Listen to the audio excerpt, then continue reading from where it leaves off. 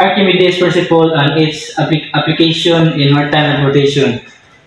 Archimedes' principle states that the upward buoyant force that exerted on a body immersed in a fluid, whether fully or partially, equals to the weight of the fluid that body displays.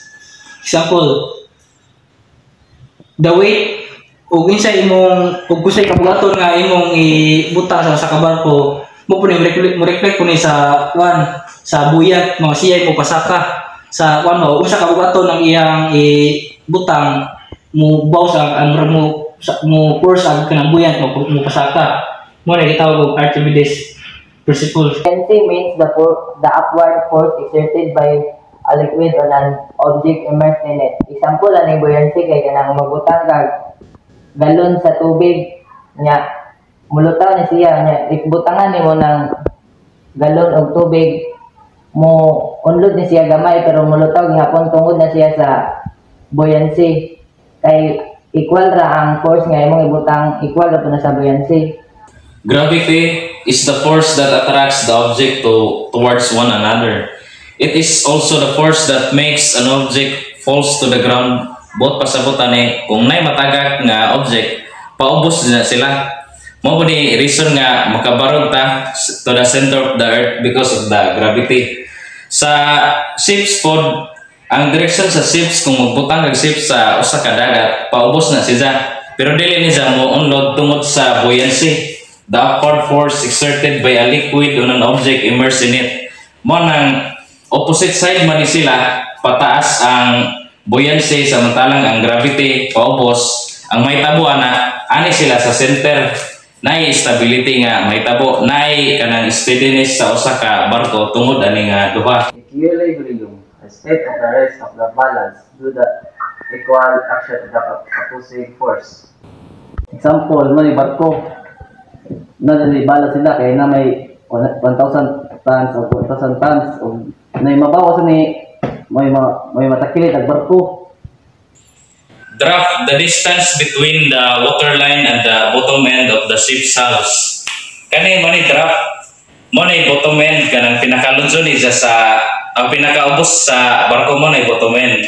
Ang water line kung asa ang tubig nga nakabasa sa usa ka barko or kanang nikalinya bitaw mo ni water line. The distance sa bottom ends ug sa water line mo ni gitawag nato nga draft. The distance between the water line and the bottom end of the ship's hull. Force acting on ships, duha.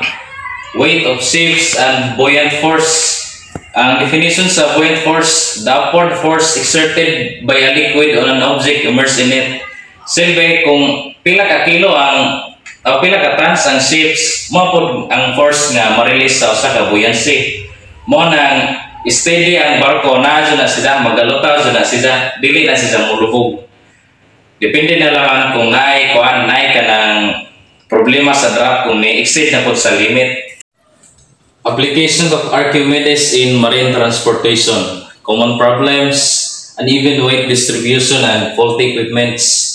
Kaning uneven weight distribution mahitabo ni kung dili balance ang pagbutang sa mga objects sa opposite sides kanang left and right ba pwede pod sa front o ato sa back sa usa ka barko kay sa equilibrium dapat balance o equals ang action of opposite sides dapat way bugat gaan dapat plain ra sila dapat the same ra ang amount nila the same ra ang timbang kay kung may tabo nga mas gaan na bugat are dakog possibility nga mutakilid ni sa barko mo one-sided ra ang ang timbang dagon ang gaan nga timbang sa taas nga timbang mo nang uneven weight distribution.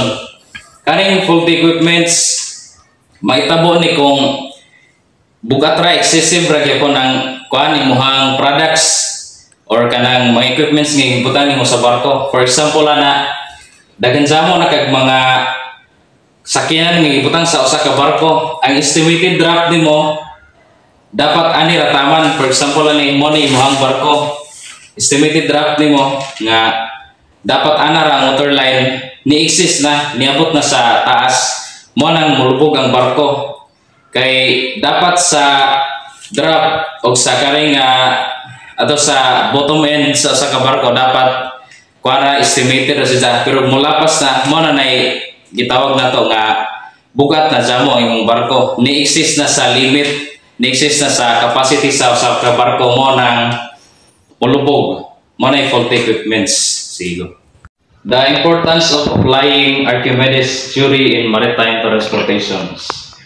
Navals were able to develop this brilliant solution for ships by understanding how object displays water based on their weight and volume. They could effectively manage draft using ballast tanks. Mong nakatabang ning Archimedes' theory in marine transportation because kanang makabaw sila asa nila ibutang, asa nga exact place nila mabutang ang usa ka product para ma-maintain gyapon ang equilibrium or balance. O kanang may mga calculations para sa draft pod usa pon nakatabang ni sa Archimedes theory in marine transportation, labi na ang pagbutang og tubig sa ballast tank para ma-maintain gyapon ang stability sa usa ka barko tungod kay ang tubig, for example ang leveling hose kung mutakilid mangita sa nagway para mobalik ang tubig sa pikas nga side para mabalance